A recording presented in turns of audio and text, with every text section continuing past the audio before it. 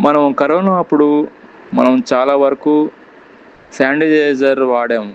అంటే corona virus మనకు అంటకుండా మనం ఏం చేసేవాళ్ళం అంటే మాటి మాటికి శానిటైజరు వాడేవాళ్ళం. చేతికి శానిటైజరు రుద్దుకోవడం వల్ల ఏదైనా సూక్ష్మజీవి ఉంటే చనిపోయేది. అదేవిధంగా మనం ఇంకొక ఉదాహరణ చూసుకున్నట్లయితే డాక్టర్సు ఏదైనా పేషెంట్స్‌కి ఆపరేషన్ చేసేటప్పుడు వాళ్ళు గ్లౌస్‌లు వాడతారు. గ్లౌస్‌లు గ్లౌజులనేటివి చాలా సేఫ్టీ అవి.